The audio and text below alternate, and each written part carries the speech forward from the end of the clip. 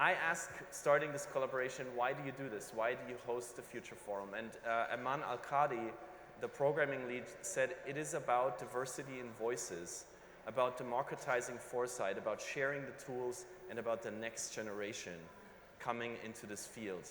And I think you can tell.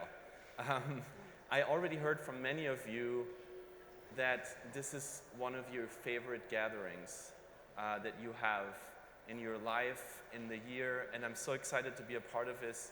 We have already 5 continents in the room here today, and I just want to give a huge shout out and a huge applause to Aman, Patrick, Abdallah, Inas, and the entire amazing team making the Future Forum work, including the cameramen, the technicians, the ushers, the chefs. The catering here is amazing, so please just give a round of applause to the team here. And as an example for how amazing this gathering is, I now have the chance to welcome 3 futurists on the stage who are all part of the Future Generations Leadership Accelerator, a collaboration between Foundations for Tomorrow and the Office of the Future Generations Commissioner for Wales, one of these countries that is really leading foresight. From Dubai, a sustainable energy engineer who is part of the research arm of the Dubai Future Foundation and the team that built this amazing forum, Fatma Abulhoul. Welcome, Fatma. Thank you for being here. Based out of Jakarta, UNICEF Youth Foresight Senior Fellow who leverages foresight to advance meaningful youth engagement. We will learn more about that. Welcome, Ijun Kim.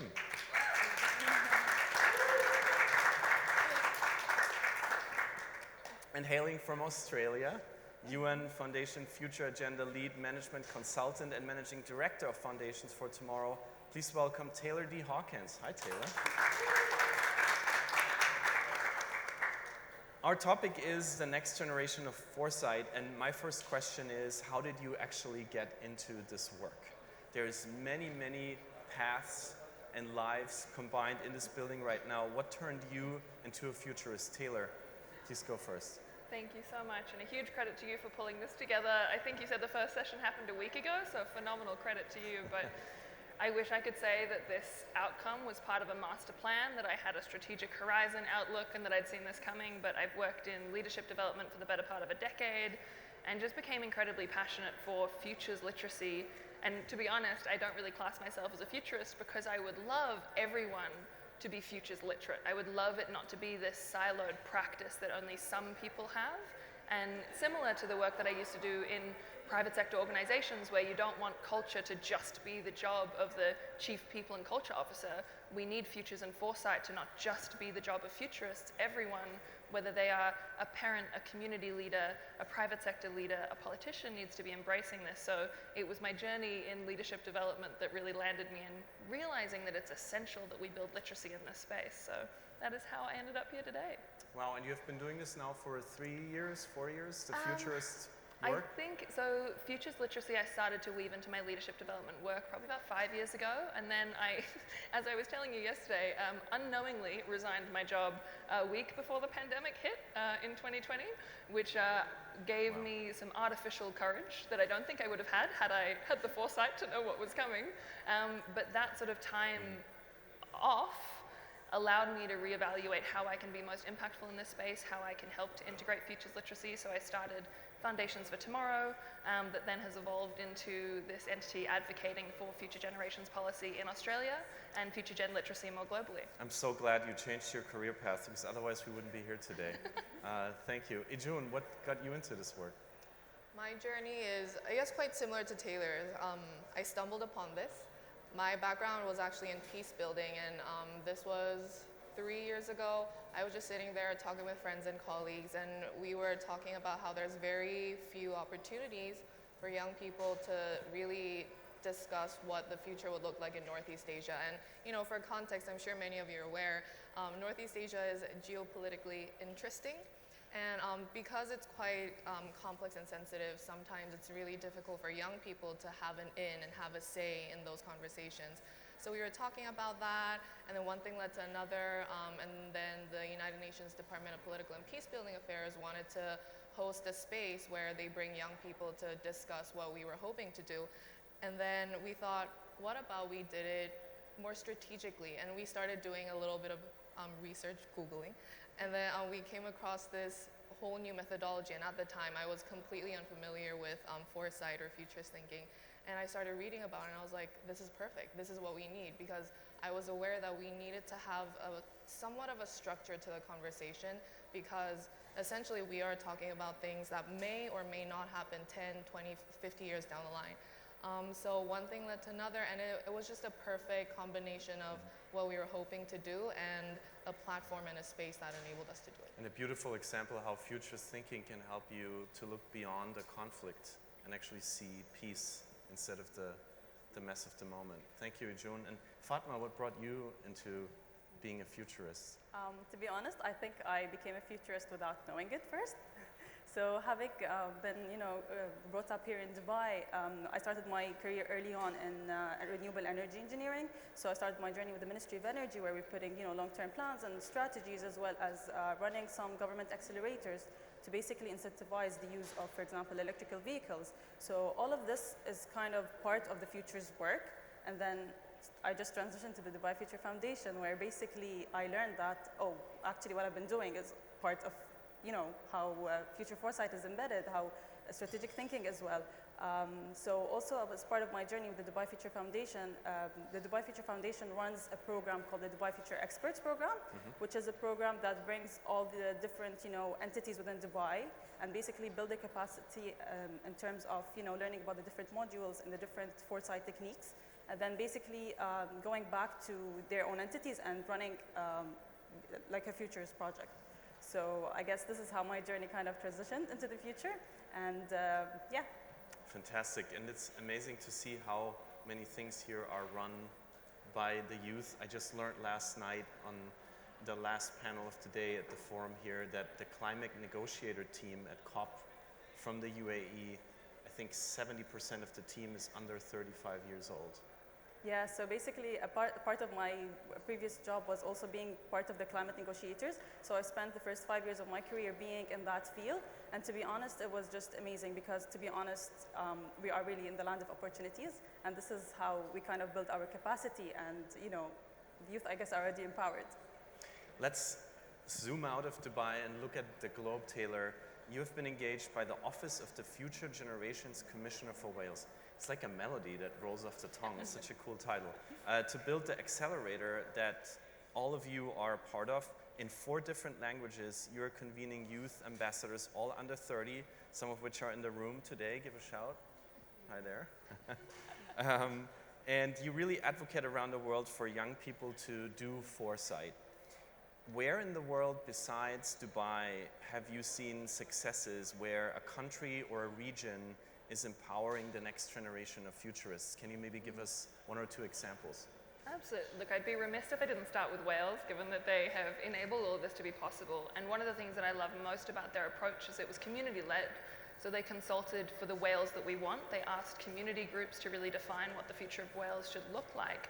And from there, they developed their 7 well-being goals that are then embedded into their legislation, being the first country to have legislation that protects the interests of future generations. So really trailblazing work there. I'm also just a big fan of any country that really takes a localized approach. I think the work in Barbados with Future Barbados is really incredible. As much as it's a slightly different approach, it's incredibly youth-centric. They're really looking at the needs of their population. They sort of run hackathons, they look at innovation, how can they have young people and intergenerational solidarity at the heart of their work and their policy making. And they're getting that reception from citizens because it is tailored to the local community. And I think that's what we see is that there's no golden bullet for this. And it's the conversation I have so often is, I am a huge fan of the Welsh model. And yes, you can take a lot of learnings from it, but then it's how do you localize, how do you respond to the social, economic, political environment of the country to create a uniquely, and as we say, I've got Australian colleagues in the room, a uniquely Australian approach or a uniquely Dubai approach, America, wherever you're looking, how can you really localize to that area? Wow, and you just mentioned Wales, Barbados. Can you just roll off a few more countries? Is there where to look at in the world? Like you can look at Finland, Scotland, Singapore. Like there's incredible work. There's some great committees happening in Africa as well, across many of the different African countries. I think if you look at any country, there are people trying to do this in their own different ways, and it's why it's also important to recognize that whether it's futures, foresight, future generations, sustainable development, resilience, these are all efforts hitting at the same goal. And so instead of allowing this space to become incredibly fragmented and siloed, we need to start seeing those similarities in each other's work and collaborating. And fascinating that so many smaller states or even regions are leading the path here. Really fascinating, and I hope you all have time to look into this or meet the people that are in this building at the forum right now who are leading these initiatives. Ijun, similar to what Taylor is doing, you're also now empowering the youth, convening people all around the world, together with UNICEF also to do Foresight. So one of the things that I have learned since engaging with this community is that you're all nerds and you love to talk about models of Foresight. So I'm now going to pass this question to you, Ijun. Is there a Foresight model that you can share with us that you use to empower youth that has never even heard of the word Foresight? Something that you take into rooms with people that you meet for the first time and it works. Can you share an example? Certainly. A recent example, in October. So my team and I, we had the amazing opportunity to go to Rome for a climate youth conference. And it was great. It was full of, I think we had just over 100 young people who were actively advocating for more meaningful climate action. And beyond that, they had their own solutions to tackle some of the problems. So they were brilliant young people, but they didn't know about Foresight, and we were invited to facilitate a youth Foresight session to emerge some pockets of climate conversations that maybe hadn't been really spotlighted before, that wasn't as mainstream, but it is something that we should and we need to talk about in the long run. And I had mixed feelings about this. I was very excited to be there, of course, but I was also a little bit nervous because, I'm sure maybe a handful of them have maybe heard about Foresight, but generally they didn't have prior experience. So I went in there fully prepared to just own however it went down. And we used the 3 Horizons framework. And I may be biased because I've been working on the 3 Horizons framework and using it in many different contexts. But it went so smoothly. And I just had the best conversation ever. And I've only met these people like 5 minutes ago, right? But the conversations that we had were truly, truly rich. And that just highlighted for me that, yes, it is necessary to have expertise in Foresight, but you don't have to have expertise that spans 5, 10 years to be part of the conversation and to really leverage and make use of those frameworks. So what we did with the 3 Horizons framework is we discussed what's business as usual.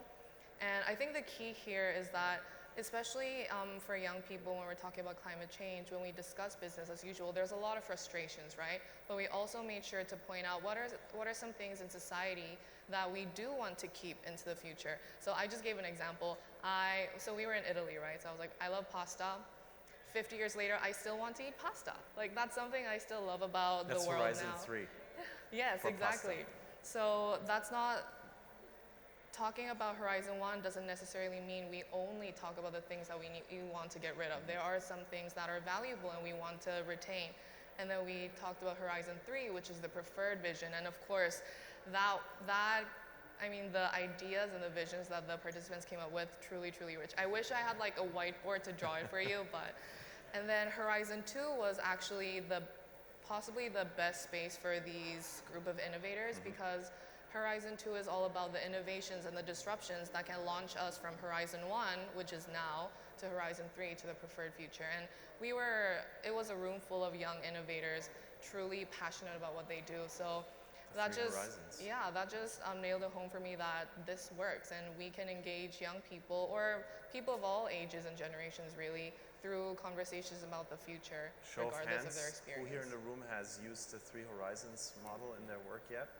Okay, I see half a dozen hands. Thank you, very interesting. And I want to thank you, Ijun, for sharing this example. You told me preparing for today, Ijun, that you don't really like the word expert anyway. You prefer a different power, structure, and foresight based around mentorship.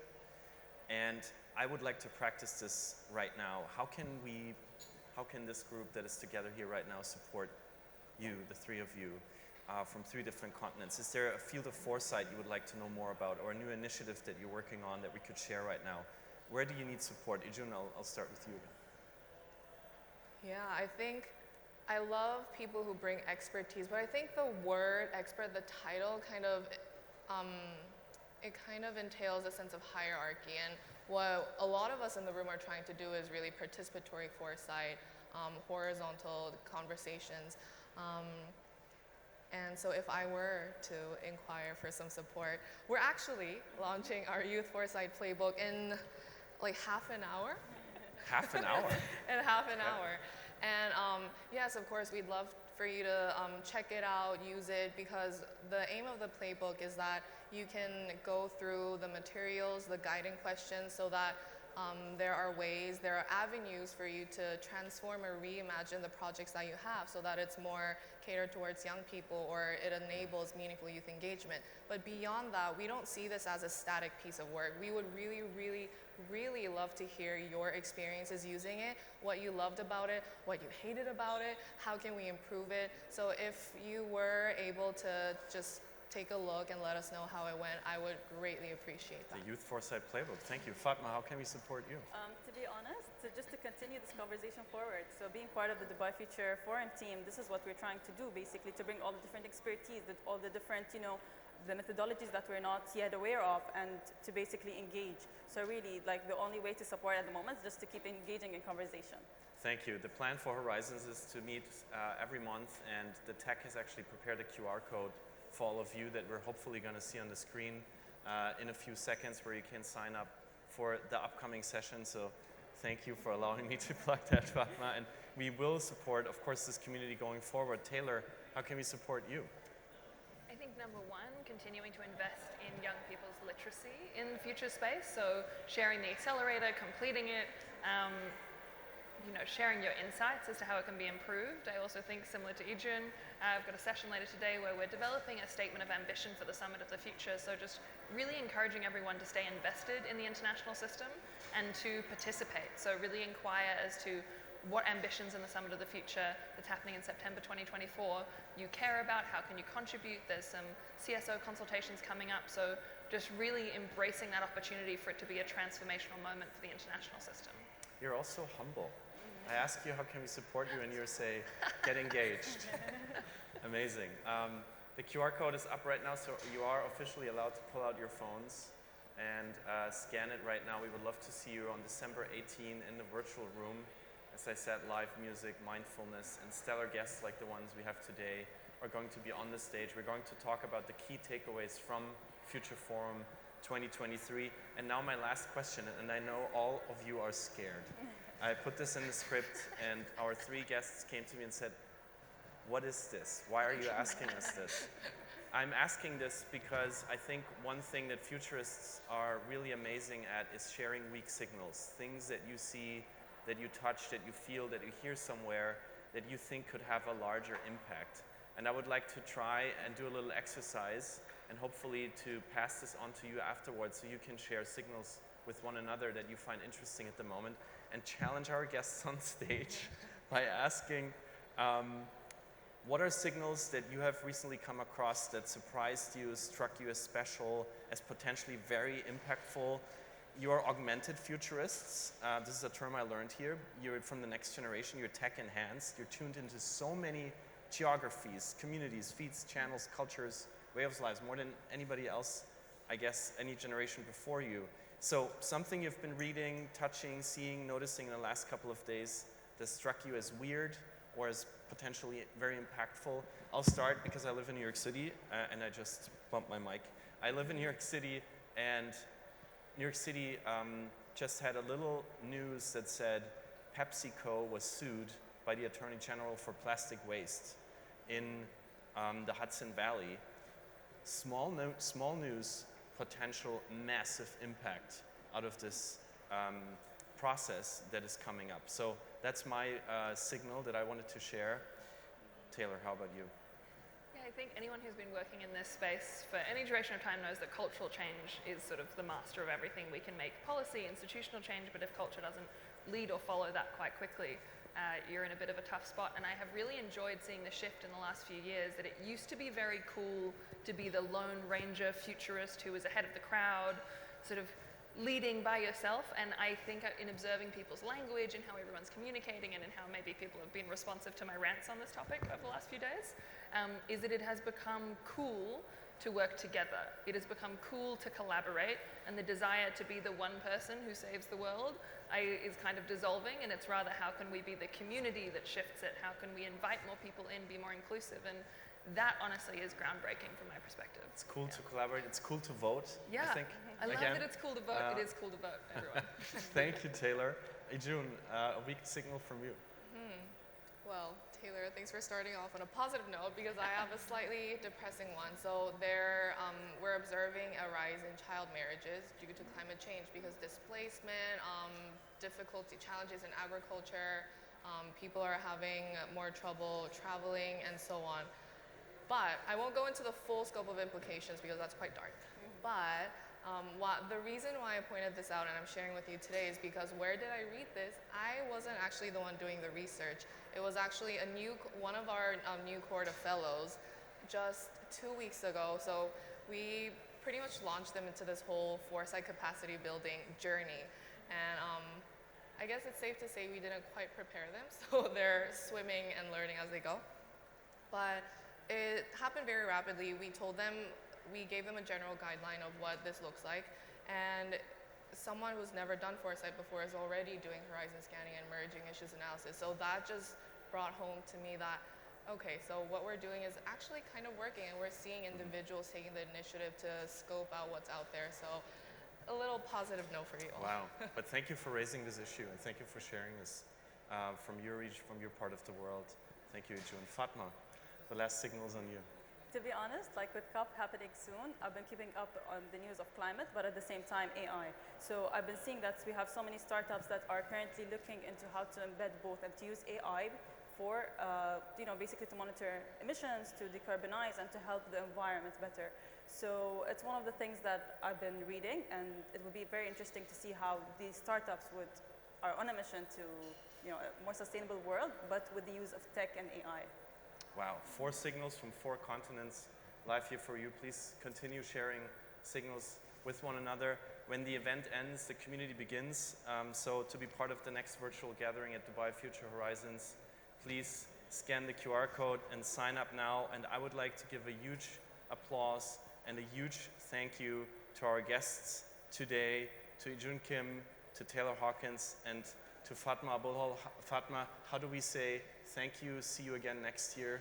شكراً ونشوفكم في next Dubai Future Forum. Thank you so much. شكرا.